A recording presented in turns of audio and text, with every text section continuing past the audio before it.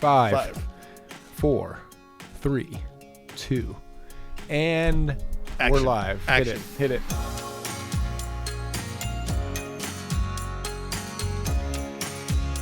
Hey, nice mustache. Thank you so much. Yeah, what inspired that?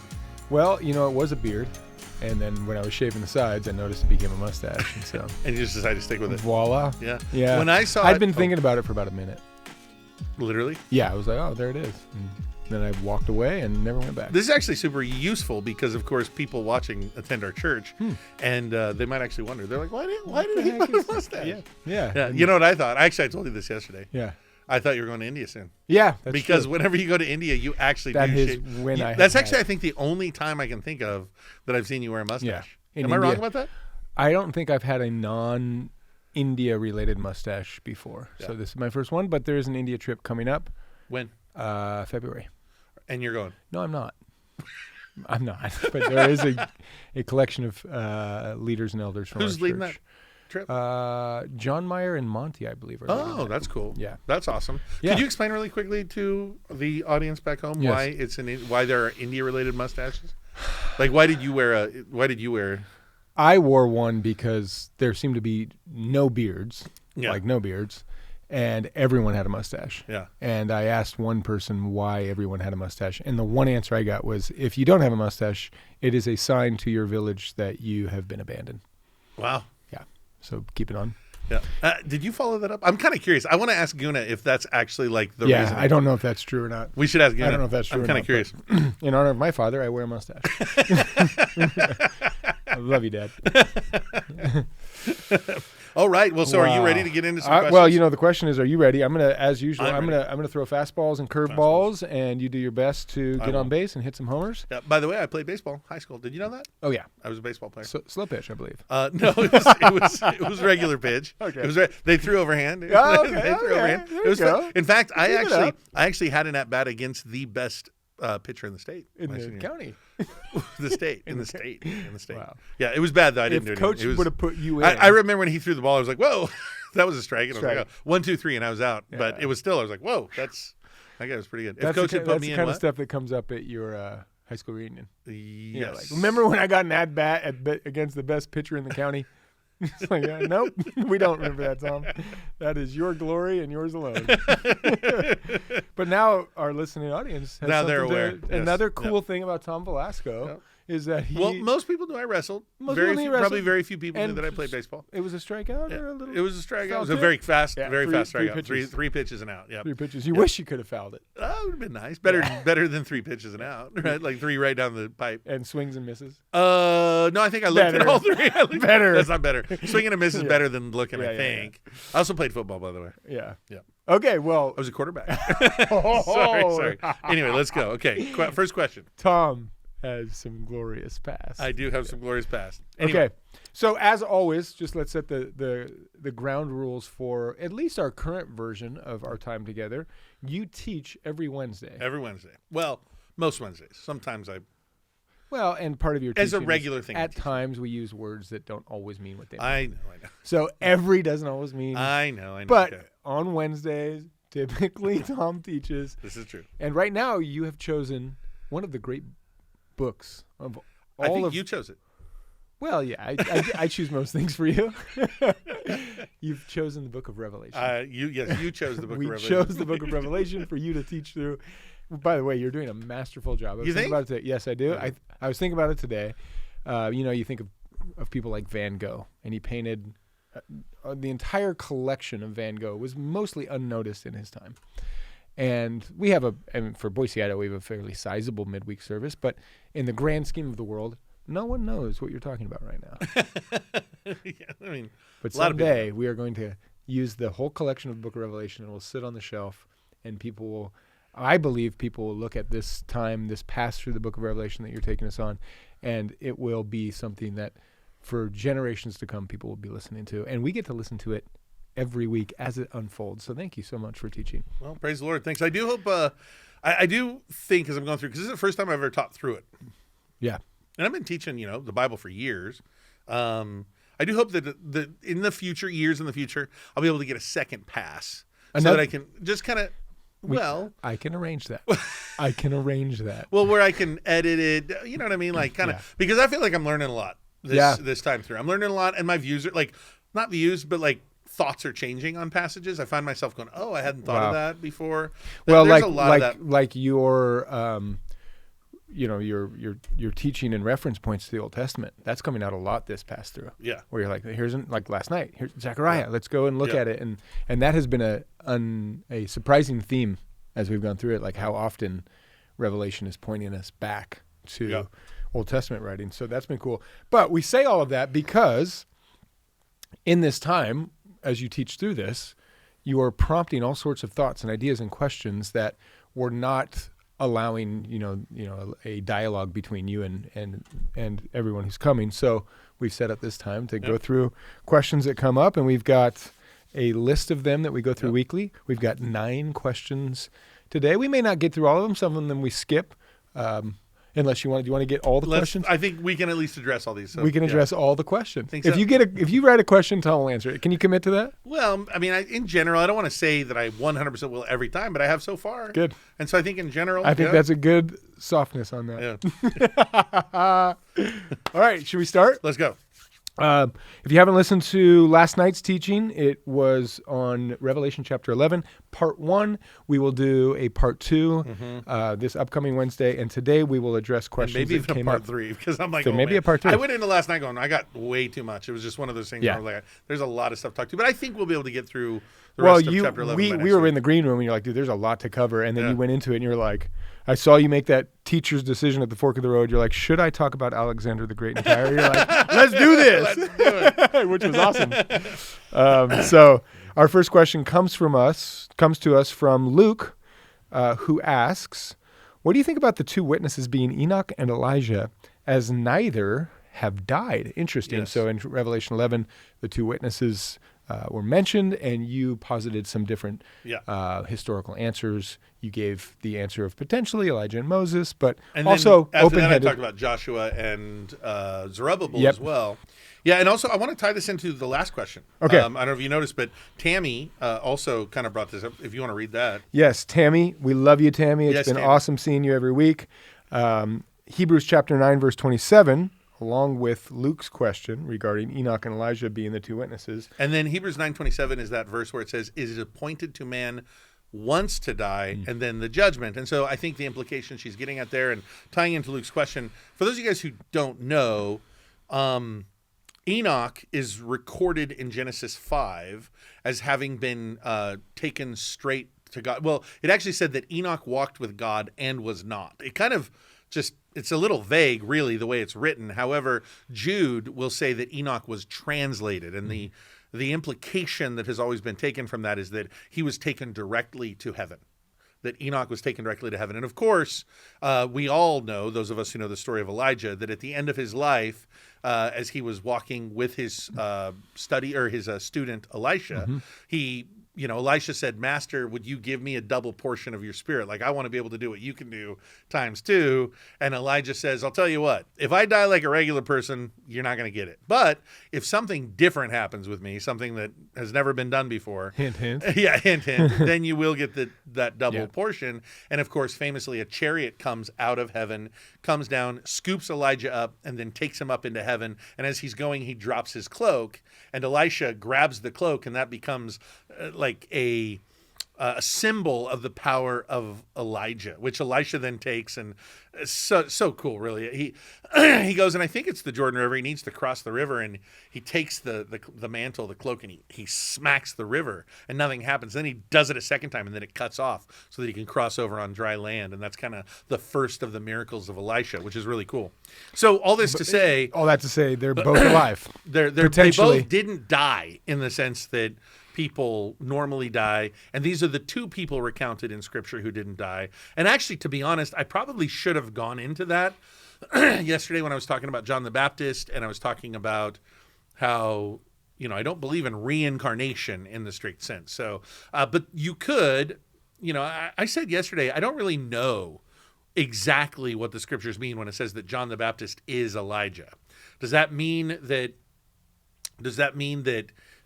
he just is the prophetic fulfillment of that promise? Does it mean that there is just something about the nature of Elijah and his personality, his spirit, that is like the same as John? Or does it mean that Elijah, who never died, and thus it's not reincarnation in the traditional sense, a guy dying and then being reincarnated, does it mean that he actually just, John literally is Elijah in every meaningful sense? I don't really know.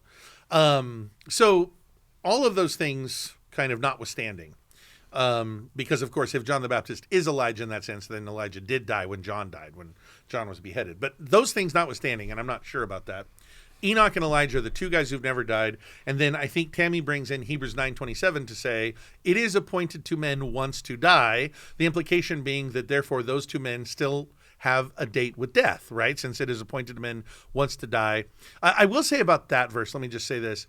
I do think that that verse is speaking of a general principle. I don't think that it needs to mean that literally every single person has an inevitable date with death. And my justification for saying that is that if you look at 1 Corinthians 15, Paul talks about the fact that when Jesus returns, there will be those who are alive and remain, but we are going to be transformed as well. Meaning that with the second coming of Christ, there are going to be people who will be given new bodies. We will be given resurrected bodies, but we will not have died, right? So in that sense, there will be some people who don't die in the strict sense. And those are those Christian believers who are alive and remain when Christ comes back for his people, for his church. So as far as that goes, I don't think it has to mean that literally every person dies. Nonetheless, is it possible these two witnesses are Enoch and Elijah? I would say sure.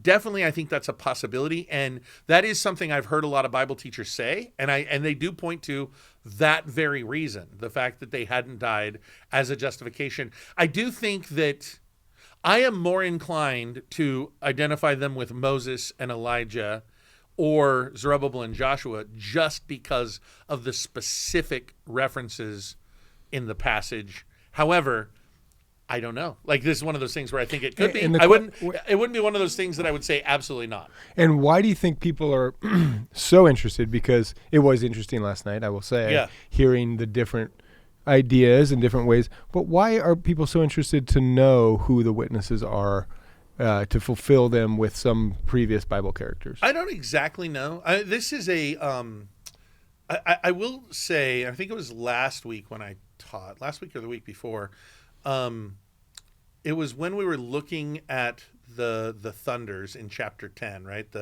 There was this thing that John heard, and he wanted to write it down when this thunder crashed. There was something he heard, and then he was told to seal it up. And in that teaching, I pointed out that there is just something about mankind that we love mysteries. We want to know the mysteries, right? And it's something that is part of human nature. I did kind of relate this to conspiracy theories when I was teaching, that there is, like, you can hate history and love conspiracy theories. Conspiracy theories are just history. They're just history that nobody knows and that you can't prove. And I don't know what it is, but this is like universal. When I'm teaching school, like I've seen this 1,000 times. I'm teaching Cold War, which the Cold War is super interesting. And there's tons of stuff we know about the Cold War, but I'm teaching through it, and students are kind of like, But in the midst of it, when I get to 1963 and to the death of John F. Kennedy, the moment I start talking about whether or not Lee Harvey Oswald actually killed Kennedy, everything changes. Kids are always interested, universally. Doesn't matter if they're not interested in history. Doesn't matter if they're not interested in school. The moment you start talking about whether or not somebody else was involved, then their eyes like lighten up and they're just excited. There is something about human nature about not knowing mysteries. And which is why I think Revelation is such an interesting book. Yes, it's why people love Revelation. The entire thing is full of these little puzzles, like last night. Who are the two witnesses? I mean, a couple episodes we talked about the millions, the 200 million people army. It was like, okay, China. We want to have the answer. I don't know. Yep. How would we know how many, if it's going to be exactly 200 million or not? And same with this. It's like the witnesses. How would we actually know? We actually couldn't know. You don't know if it's Enoch. You wouldn't know the difference between Enoch and Elijah if you saw them in a restaurant. By the way, my inclination is to think the two witnesses, whoever it's referring to,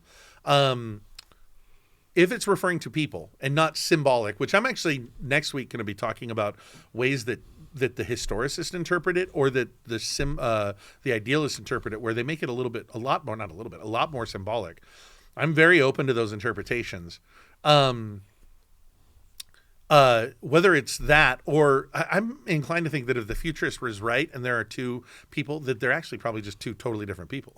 And that the references to Moses and Elijah and the references to Joshua and Zerubbabel are to kind of point out what kinds of people they are rather than who they actually are. And that would be more interesting along the lines of how John the Baptist was a fulfillment of the spirit of Elijah. The spirit of Elijah, exactly. So it'd be like these guys come in the spirit of these characters. However, I'm not, I don't have strong commitments to it. So it'll be interesting. It will be interesting. Jenny Baker. Jenny, how you doing? Thanks for sending in a question. Yes. And this one relates to the previous one. Yes. Do you think there's a connection between Moses and Elijah being with Jesus at his transfiguration and then possibly being the two witnesses? Because as we see the first revelation of Christ in all of his glory on the Mount of Transfiguration, we of course have Moses. Yep. We have Elijah. Yep. And then, of course, the voice of heaven famously says, "This is my son, listen to him," and alone stands Jesus. Yep. So there's all sorts of ways that I think that there are some real powerful imagery in that moment, whether or not it relates to. Yeah. In this question, it's almost like, is there going to be a transfiguration style meeting again between the three of them? I don't know. Yeah, no, that's interesting. And Jenny, truly, I do think that is. I would look at the Mount of Transfiguration as another kind of thing that could point to the idea that it would be Moses and Elijah. I also think that this would relate to something I brought up yesterday, where I briefly mentioned it. I don't think I went into a lot of detail on it, but this idea that people have that Moses in some sense is kind of a stand-in or maybe a representative in some way of the law, because he wrote the first 5 books of Moses. And people often talk of the law as Moses. They'll actually say the law of Moses, right? And then Elijah is representative of the prophets. And to the Jewish mind, the scriptures were broken down into law and prophets. Moses being the great lawgiver and Elijah being the greatest of the prophets. So I kind of made that reference. And so when Jesus is there on the Mount of Transfiguration and you have Moses and Elijah there, it's kind of like these two great representatives of everything that Jewish people just love and kind of fix their hearts upon. And then it's saying, in all of his glory, he is the greatest. He is greater than the law higher or than the the law prophets. of Moses, and he is the supreme prophet. And that's why I think the voice says, "Listen to him." I should also add, people like we are, and maybe idolatrous is the wrong word. We love people, and when I say that, I don't mean it in the Christian sense of that we need to love people. I mean it in the sense celebrity sense. Yeah, the celebrity sense. There is something about heroes that we fix upon, and these people matter so much to us. They're larger than life for us, and we all have them, I think. And there's biblical heroes, and they're biblical heroes, and they're worldly heroes, secular heroes, right, in that traditional sense. And then you hear people talk about heaven. Yeah. And of course it's about Jesus. Yeah, but you want to go see the hero. I want to talk to this guy. I want to see this guy. And, I've heard that my whole life. Christians sit there and say, "I can't wait to get to heven. I'm going to go talk to Paul or I'm going to talk to Peter." And back in the days before Christ, people were like, "Oh, Elijah! If I could only see Elijah, King David." Yeah. So when Peter and Andrew and James and John are sitting there, and or maybe it's just Peter, James, and John. I don't remember if Andrew's there or not. But through those 3 or 4, as they're there, when Jesus is present with Elijah and Moses, Peter comes up and he says, "Lord, let us build 3 tabernacles, one to honor Elijah, one to honor Moses, and one to honor Jesus." Now, the truth is, it doesn't tell us of those 3 which one Peter was the most impressed with. But I would almost guarantee that Peter was the least impressed with Jesus. Yeah. And the reason why I say that, he's not a legend yet. And here's the other thing: familiarity breeds contempt. And I don't mean that in the negative sense. I don't think he had contempt for Jesus. But what I mean by that is the more you know somebody, the less impressed you are with their distance creates reverence, right? I still remember one time when one of my former roommates ended up on the cover of USA Today. he had kind of made a name for himself as a pastor. He was on the cover of USA Today, the nation's magazine, because he was the pastor of a megachurch. And he was a roommate of mine when I was 19. So I called him afterwards to say, dude, love seeing you on USA Today. And I remember I got a little agitated with him because he kind of turned into pastor. He was like, oh, I don't know. He probably did nothing wrong. But I felt like he was dealing with me like I was one of his fans. Yeah, one of his fans or one of his congregation. And I was neither. I was his friend. And I was kind of like, dude, you've got this separation here, but this separation isn't here because you and I know you don't clean your room and I know you don't clean dishes. You know what I mean? Because of those things, it's like he's brought kind of lower in that sense. By the way, same thing with me. And I'm sure you have it too. We all have it, right? You have people who don't know us as well. And so it's like they come in and they only know us with respect to distance. Like they see us on a stage or something like that. Whereas like people who've known us our whole lives, they're not like, they're like, whatever. I actually, this is a great example. I think of my students.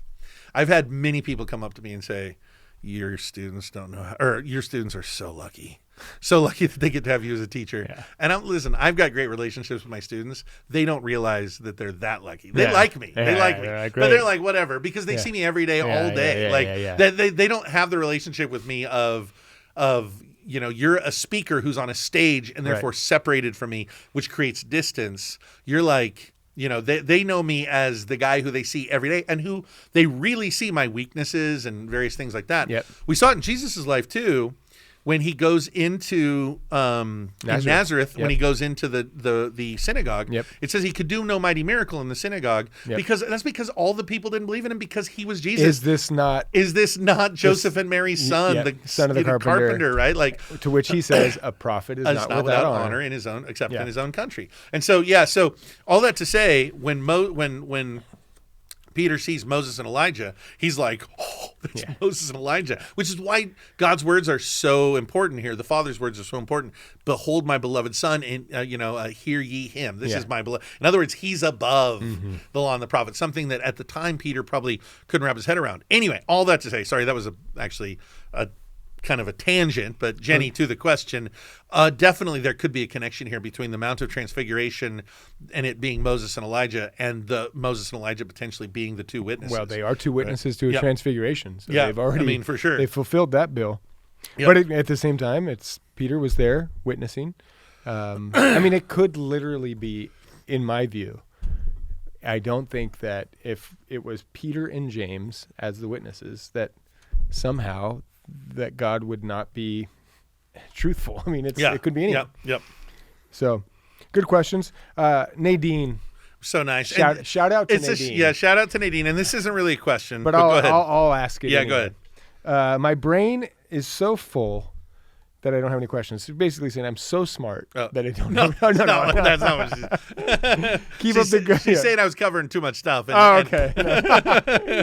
Keep up the great teaching. Will you craft an evidence board to show all the paths and people? And she says she's joking, but I thought of something like that. Yeah. I don't know exactly what it would look like, so I can't make any guarantees. I'm thinking yarn and pins. Well, I don't want to make any guarantees or promises, but I have thought about looking into some charts or something that I could potentially put up on a screen that would show the different kind of lines of thought and comparison in terms of all this stuff. But it'd be hard to say. It would be a good thing to devote myself to if I can find the time. I would actually love to see, because you're not a real crafty guy. I'm not a crafty guy. But to me, this could be a cool craft. It would be more like me finding something. Well, but she says, that's true. Will she you says, craft will you craft it? And Nadine, I'm not a very crafty person. But the times I've seen you craft, very endearing. I would put it. I have when have have children. You seen me craft?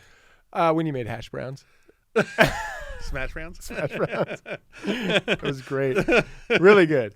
Really good food. Yep. Yeah. Grant Vickers. Shout out to Grant. Love seeing Grant. Yep. Love seeing Grant around. He always says, "Hey, buddy," which I love. Grant's awesome. He's always, you got to say, "Hey, buddy," back to him. So, anymore, I just call him buddy. He calls me buddy. Grant Vickers. Seeing that many prophecies are types and repeat, could preterists and futurists both be onto something? Now, this is a great question. It's interesting. And I do want to say... really quick. Yeah. Because I was sitting next to Daniela, who's come every Wednesday, and she leaned in and said, "What's a preterist?" And so...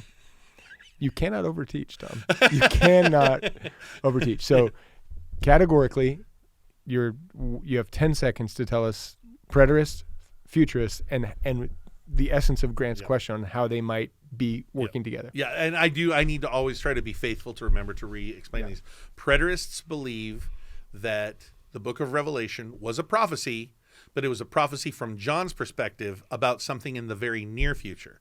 And that the book of Revelation is primarily a prophecy about the impending destruction of Jerusalem by the Romans, which would happen in 70 AD. So that means, if that's true, that the book of Revelation was about something a long time ago. And it has mostly been fulfilled. And it has mostly been fulfilled. Until you get to the very end. Until you get to the very end. Okay, futurist. And then the futurist, of course, believes that the book of Revelation is primarily about the events that will lead up to the end of time. That is, to the end of the world as we currently know it. And so what Grant is essentially asking is it possible that both the preterists and the futurists are right, and that it has an immediate fulfillment with the preterists and a long-term fulfillment with the futurists? My answer to that question is that's totally possible. And not only is it possible, I kind of lean that way in a sense. I want to kind of stop short of committing to the idea that there's a one-for-one fulfillment for both preterists and futurists with this, and rather what I find is that there are rhythms, a story arc. There's like a story arc that seems to play out repeatedly throughout the Bible, period. So, and I brought this up before. I brought it up when I was teaching through Genesis. The way that God seems to work in rhythms, which by the way is awesome because it's rhythm is a poetic device. Rhythm is repetition. Well, technically, in a true sense, rhythm is repetition of beats, right? Rhythm is a repetition of a specific sound. Rhyming is a repetition of words. That is the sound of the words. And there's a rhyme and a rhythm, so to speak, to events in history. So like, for instance, God destroyed the world once, he's going to destroy it again a second time, right? God has given us two lawgivers. There was Moses, and then there was Jesus. Slavery, redemption, wilderness, promise. Right? Yes, yeah. And so you see these things kind of popping up over again. There was, we've already talked about how there was the destruction of the temple in 586. There was another destruction of the temple in 70 AD. Or so 586 BC, 70 AD. Exile and return. And you had a second Moses. Zerubbabel, I didn't bring this up. Zerubbabel is a second Moses because even though he was a descendant of David and therefore the rightful king, he led them out of Persia, another slavery, into the promised land. And then he's also a second Solomon because he builds a new temple. So you have these repetitions that go throughout. And I have no doubt that many of the things that we cover could have both a near fulfillment and a long-term fulfillment. And you see this often in Scripture. You clearly see how the apostles will take certain passages of Scripture which had some kind of an immediate fulfillment in its own time, but then had a secondary fulfillment ultimately that was to be kind of brought to bear later in history. And so, yeah, I do think that this is something that could be true. I just don't know exactly how. It's good that it can be true because already up through chapter 11, there have been times where each view has had their strong points. Yeah. Yep. And so that's, with the idea in mind that some of them may be right at some times and others may be right. And at times they might overlap. Yeah. By the way, I would add one more just that I thought of, just because there's always this fascination with this idea of a 7-year tribulation, right? This idea of a 7-year tribulation that seems to be broken up into two distinct 3.5-year periods. It is interesting. The War of the Jews, 7 years long with two distinct 3.5-year periods. First 3.5 years up to the destruction of the temple. Second 3.5 years up to the final defeat of the people in Jerusalem by taking the fortress of Masada. But also the War of the Jews against the Seleucid dynasty back in the 140s, which was the period of time in which Hanukkah happened. That was a 7-year war. Same exact kind of thing. So repetitions really just all over the place. Awesome. Couple questions from Jeff. Yep. Jeff started asking questions a couple weeks ago. Yeah, but I think at least the last two. I remember that because I met Jeff right before 2 weeks ago. So he's an in-person. Yep, I saw him yesterday. Yeah, so he's faithful. Cool. Thanks for asking questions. Hopefully tuning in and coming to the service. That would be the trifecta of how you can engage with this whole project. Yeah, although there are lots of guys watching on at home, and they're doing a great job too. Coming to the teaching, Yep. or watching online. Or watch it online. Tuning into the time that we have to discuss, Yep. and asking questions. Yep. What else could you ask for? So great job, Jeff. Yeah, thanks, Jeff. And maybe we'll skip his questions today, but no, we'll ask him. Why don't we ask him? Okay. How is that? How is it that one place, the Temple Mount, which is the holiest place in Judaism and Christianity, is also so holy to Islam? It can't be random. Yeah. Can it? So I think there are two things kind of to what he's saying. I think he's trying to make a point here, which I want to. I think his point is right, and I'm going to reinforce it. But also, I want to answer that question as to at least fundamentally why it's holy to Islam. The Muslim religion believes that the Prophet Muhammad ascended into heaven from that spot on the Temple Mount, that he was actually taken straight up into heaven. Enoch style.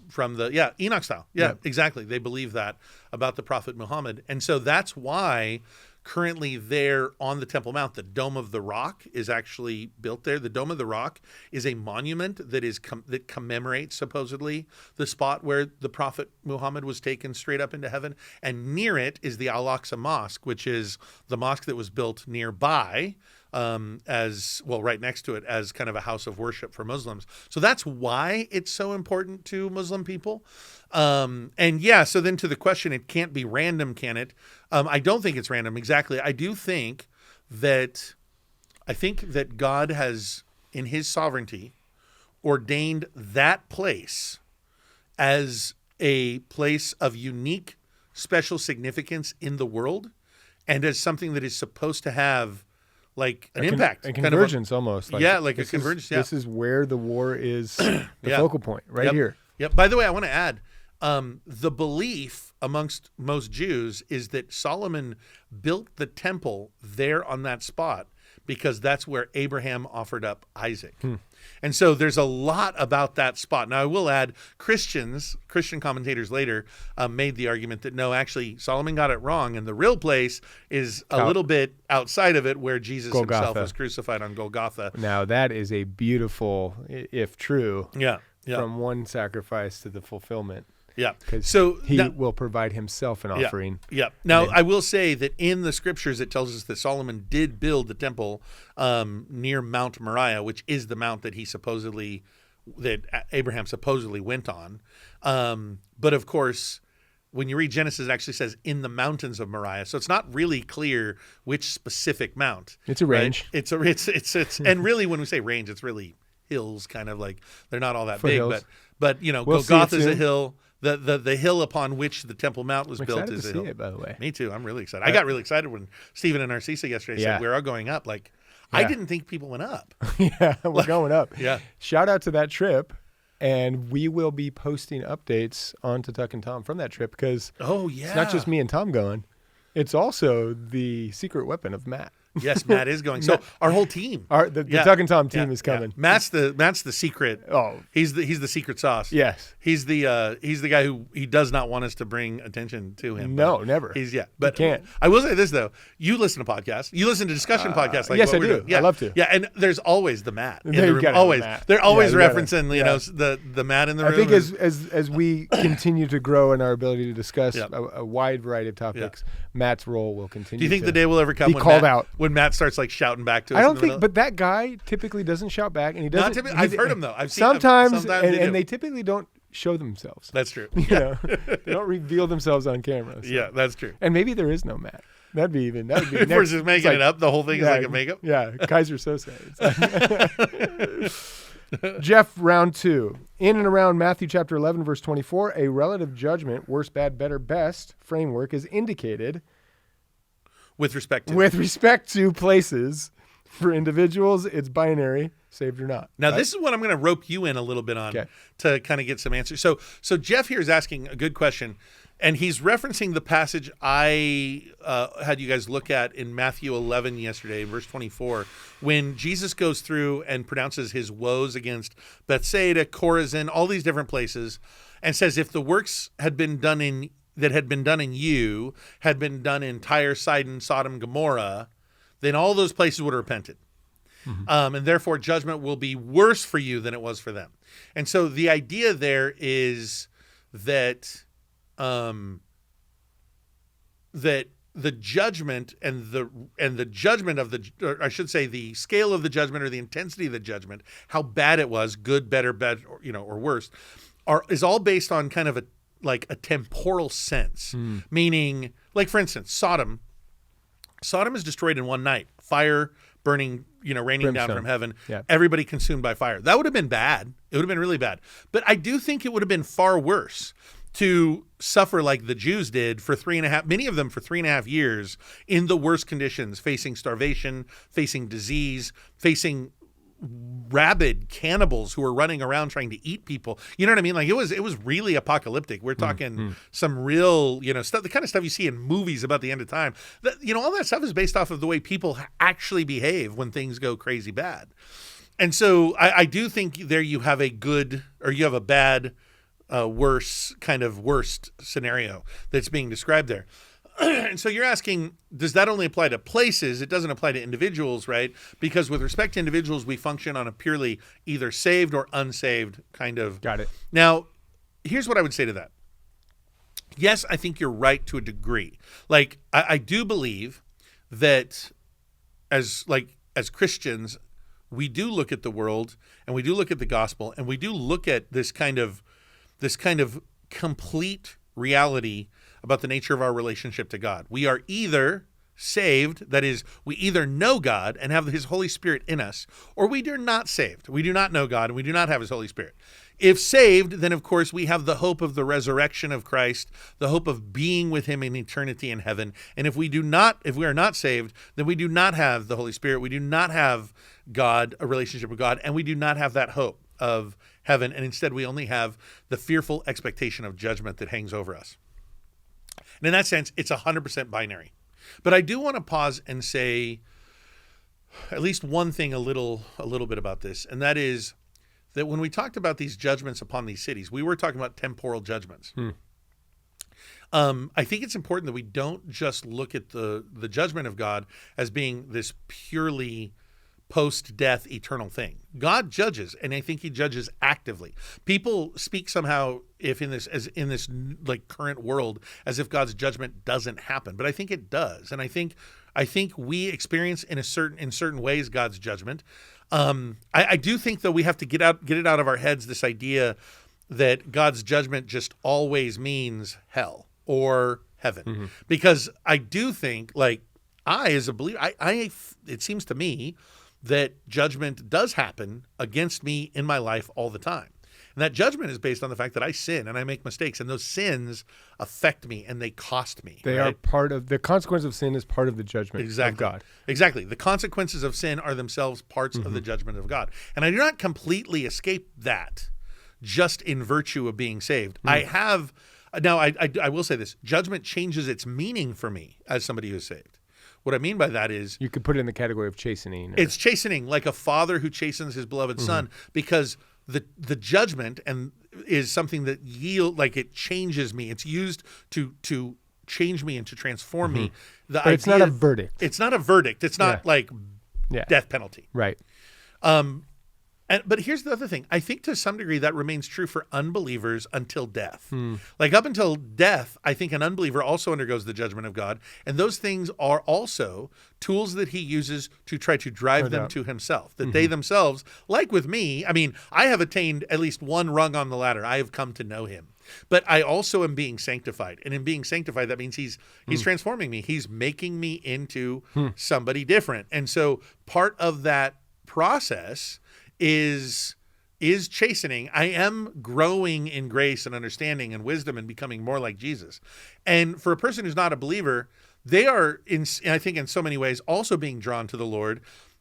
The question but if they're not a believer, then they haven't reached that rung yet, that rung of they put faith in him, which is the first and key step that they need to make. And many of them will, some of them won't. And then there's that finality of death, which comes on. And then it's like, that's, I think, what Hebrews 9:27 is talking about when it says it is appointed to man once to die, and then the judgment. It made me think of the prodigal son who, I mean, you could debate whether that was supposed to be a story about soteriology because he was in the father's house and then he leaves. So maybe it's a backslidden story, but it's certainly a story of a series of decisions that seem to be judged. It's like you took all your money and wasted it. Yeah. And you've moved to a land that's now famished. Yeah. And you're now working at a job where there's not even enough money to get human food. Yeah. And so one series after another, then it says he comes to his senses. Yeah. And I think what you're describing in this non-death judgment is all of the ways that I think we are supposed to judge the decisions of our lives as whether they are righteous or unrighteous. And those were a series of unrighteous decisions that judgments were, in a sense, verdicts were given in a non-eternal sense, but now you are penniless, starving, and in a famished land. Yeah. And so come to your senses, and the prodigal returns to experience the grace of God. But I certainly, that's the story I think of when we talk about the different ways that chastening or judgment or consequences are part of the design of salvation in some ways. I would add something, and you might help me here. 1 Corinthians, when Paul says no other foundation can a man lay, is that 1 Corinthians 3 or I forget exactly. It's early in the book. I know that because I think that would be a good book or a good one to read. Yeah, I should have had that ready. I thought of the same exact thing. Yeah, I should have had that ready.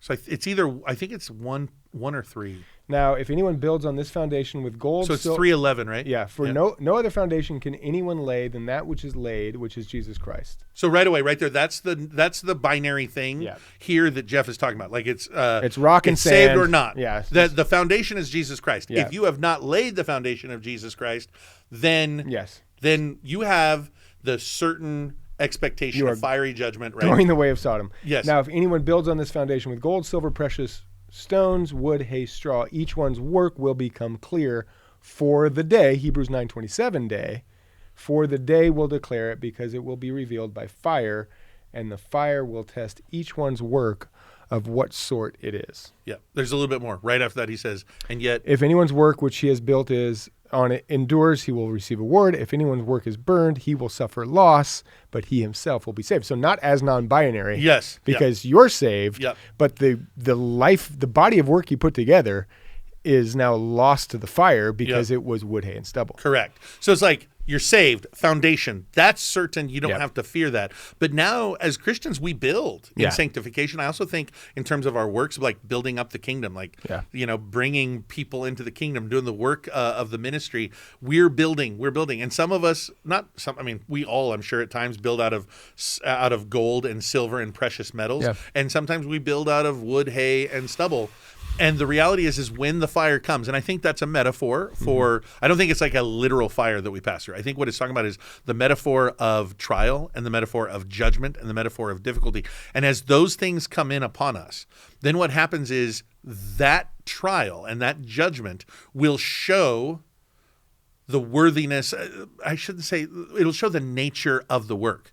Was the work done out of the good stuff? Or was it done out of the wood, hay, and stubble? Was it done? And the good stuff, of course, that's a complicated faith, hope, and love. Thing. Faith, hope, and love. It's your actual intent. Fruit of the Spirit. Fruit of the Spirit, all that kind of stuff. Or was it done in the flesh? Was it done to build your own little kingdom? To be seen by men, because then that's your reward. Yes. As he says in Matthew in the Sermon on the Mount, if you sound the trumpet before you give so everyone sees, your reward isn't actually a treasure in heaven that you gave to the Lord. Your reward is that people saw you. Exactly. And that's it. And it burns away as soon as they stop looking. Yep. So all that to say, yes, salvation is for people a binary in the sense that you are either saved or you're not saved. You're on the rock or you're on the rock sand. or you're not. Yep. You're either in Christ or you're not in Christ. But at the same time, there is more to what God is doing in us than just getting us in the group, right? Which we, in a sense, we know that in the way that we are saved on this side of eternity. Yeah. We understand that there is a way to be saved, name written in the book of heaven, and still waste your life. Yeah. Because, the preacher will preach it or you will sense it. I did get saved. I believe in Jesus. I've confessed with my mouth. I believe in my heart that he's raised from the grave. But I'm not actually walking in the Spirit, or I'm not actually serving in the will of God. And in those times, there is a sense that you need to actually come back to the joy of your salvation and get back to the precious metals, Yep. So no, I don't think it's good theology to think it's binary in the sense that raised my hand and I got saved and I'm going back to the life that I was living because it's either I'm saved or I'm not. Yep. So exactly. Tammy, she's going to round us off. Yep. Love you, Tammy. Could Matthew chapter 13, verse 24, the parable of the wheat and the weeds, be speaking about believers remaining until the end of the tribulation? So Absolutely, it could be. That's one of those ones that I'm not 100% either way. So again, for those at home, the parable of the wheat and the weeds in Matthew 13, that's the parable that we brought up before on one of our podcasts. I do actually think I messed up on that podcast. I need to go back and re-listen to it, but I do remember my friend Adam, who's been coming to the Bible study, he pointed out something. Dang it. I intended to come back and address that, but I think I actually messed up something on that, on my comments on that. So I'll have to go back and find that.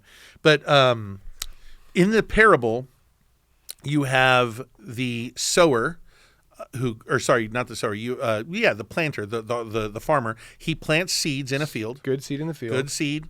And of course, in this instance, the farmer is the Lord, and the seed in the field is the seed of the kingdom. So this is so that the kingdom will grow up. And these are going to be the people who are going to follow him. But in the middle of the night, his enemy comes, and he sows tares, right? Weeds into the field, so that the weeds will suck the life out of the wheat. And the crop could potentially be compromised, exactly, and ruined. And now he's got a decision to make about his crop. Like, do I try to go in there and purify it? Do I just burn it all down? It's like, okay, this is not a good crop anymore. Yeah, that's the theory of the enemy. Yes, let's ruin this harvest. Yeah, and then what happens is the workers come and they ask the Lord, "Hey, should we go through and pull out these weeds?" And he goes, "No. Wait until the end of the harvest. And when you get to the end of the harvest, then we'll harvest both. We'll harvest the wheat and the weeds, and you can separate them at that time. Yeah. You separate them at that time, and you can take the weeds and you can go and throw them into the fire, and the wheat will be brought into my barns." And so then on this parable, the wheat are the people who will be faithful to the Lord, and the weeds are the people who are not faithful, who are fake, who are maybe pretending to be Christians or believers, false teachers, false converts, all that. They are. And so the question that this is essentially answering is, why does God allow evil to persist in the world with believers, right? And in the kingdom. And in the kingdom. In the church. Yeah. Because if you're an outsider, you look into the church and you think, okay, that pastor was arrested, this ministry worker stole money, this is all flawed. Yeah. And so, internally you may think, God, what are these people doing? Get them out. Yeah. Yeah. And it's like, no, you're going to have to deal with a mixed harvest. It just occurred to me, because as I got started there, I started thinking of the message that I got from Adam one time, where he's like, "I think you might have messed this up a little bit. Could you read Jesus' interpretation of that? It's a little further down." Let's see. He explains another parable. No, let's see. He says, "But he said, no, lest you gather up the tares, also uproot the wheat with them. Let both grow together until the harvest. And at the end of the harvest, I will say to the reapers, first gather together the tares." See, and this has always been a parable that I think the pre-trib rapture has to somehow look at, because he says, first get the tares out of the kingdom, not the wheat.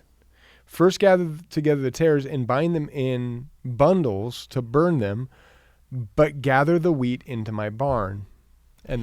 And so the order of it is tares come out first, then wheat goes to the barn. I do want to say something. So it's a little further down. That's why I pulled out the phone. I want to look at it. He actually explains some stuff later. I only asked you to read it because I think it was in this explanation that I may have gotten something wrong. So I want to read it really quickly. 36. So it's a little further down in verse 36. Jesus sent the multitude away, and he went into the house, and his disciples came to him and said, "Explain to us the parable of the tares." And he said, "He who sows the good seed is the Son of Man." Okay, so the sower is the Son of Man. That is Jesus. "The field is the world. The good seeds are the sons of the kingdom, but the tares are the sons of the wicked one. The enemy who sowed them is the devil. The harvest is the end of the age, and the reapers are the angels." That's actually, by the way, really good interpretation. He's explaining it completely. He gave the glossary. Point for point, right? "Therefore, as the tares are gathered and burned in the fire, so it will be at the end of this age. The Son of Man will send out his angels. They will gather out of his kingdom all things that offend and those who practice lawlessness, and will cast them into the furnace of fire. There will be wailing and gnashing of teeth, and the righteous will shine forth." But see, that's key. It says, then the righteous will shine forth. Then the righteous. So the kingdom has been planted for 2,000 years and counting, and it's grown up. Some are from the Son of Man, and some are from the wicked one. Yeah. He says, get the wicked out. Yeah. Anything that's offending the kingdom, get it out, get it out, get it out. And then what's left is just the righteous. And he says, then the righteous will shine. I think I remembered now what Adam had asked. So when I interpreted that way back when, I said, because this is the way I've always kind of looked at this passage, and if Adam's watching, you can maybe correct me later if you think about this. But when I read this way back when, I've always interpreted this, and I interpreted this then as the wheat and the weeds that are planted, that they're all, this is the kingdom, that he's describing the kingdom, and meaning like the church. And with the church, you have the wheat, those are the good, right? And then you have the weeds, those are the fake. So you have the wheat and the weeds. And so I use this to kind of explain how in the church that we see, like the people that we see in the body, you see pastors and elders and prophets and you name it who are false. They're leading people astray, and they are sometimes exposed as false teachers and all of that. And they're elevating themselves, and they're lining their own pockets, and all of the things that were warned against as false teachers go. And then there's this answer, or there's this expectation that God would not allow his church to do that because it's a bad witness. And then I have often interpreted this to say, oh no, this is explaining why he allows it to persist, that there's a reason behind all of this. And the reason is he's letting it grow up together so that it will finally all be divided up at the last judgment. And I think Adam just pointed out that the field is the world, he says, and not the kingdom. And I think that's a fair point. However, I will say at the end, he says they will gather out of his kingdom all things that offend and those who practice lawlessness, which almost seems to imply that he's still talking about those within the kingdom. Like the kingdom is in the world, and he's talking about those who are in the church. But I could be wrong. That was kind of what I vaguely recall. Nonetheless, getting back to Tammy's initial question is, could it be that that this is saying essentially that the believers will remain until the end of the tribulation? My answer to that is it could be, but I would not take this verse as the be-all, end-all to kind of support that. Like, at the end of the day, whenever you look at a parable of some kind, there are certain elements that are kind of the area of emphasis, and sometimes we want to be careful not to overinterpret it. Like whenever the rapture happens, whenever I should say Christ's people are caught up to be with him at that moment, whenever that is the end. I mean, even if there's a 7-year period that follows, we have entered into that last phase. And I don't, maybe him separating it out. So I don't think a pre-tribulation rapturist, which I'm not, so it's not like I'm trying to defend this view because I think it's right. I don't think they have to be committed to the idea that that the pre-tribulation rapture would be in violation of this passage. Nonetheless, I can see why somebody would think it would be. So it's like, for me, it's like I could go either way on that. Interesting parable. Yep. Final, just kind of thought, not really a question, but would you consider doing an adjacent study of Zechariah next to Revelation? I definitely would. Yeah, I mean, Zechariah is a great book. I will. I'll share those details. Yeah. Maybe it would be, maybe a Tuesday night before the Wednesday night or something like that. An addition. That's what this is saying. Yeah, I'm not going to teach both Tuesday and Wednesday. Oh, okay. So there's your answer then. I think she means after I'm done with Revelation. No. That would be following. Adjacent means side by side. I think I'm just here you want to be careful not to be too literal. It says adjacent. I know. Well, adjacent just means next to. That's what I'm saying. So it could mean next to on the other side, meaning after. No. Other side is not next to. Let's see. Oh, of course it can be. Adjacent is in parallel. So adjacent, if we're talking temporal, it could be before or after. And I didn't do it before, which would mean it would have to be after. I think what she wants is, as you go through Revelation, to continue. Now, Tammy, we will see you on Wednesday. Yeah, she would like it to be side by side. Because you did it, in my opinion. You did that last night. You did an adjacent study of Zechariah. I see what you're saying. Maybe that is what she was asking. Yeah. I interpreted Only this. Tammy can answer this. Can tell us for sure. But I interpreted it as we should do Zechariah afterwards. Yeah. But Matt, can you cut Tom's mic? I'd like to do the outro now. No, I'm kidding. We love this man. Love this guy. Tammy, please do let us know. Give us a little clarity on when you want Tom to teach the adjacent study. If you want him to do that. Let me just say I am considering it, but we'll see. Okay. Upvote that comment. Tom, thank you so much, as always. This is such a pleasure. Good night. And man, what a joyful time we've had together in this word. Stay tuned for updates on other things we'll be discussing in the future.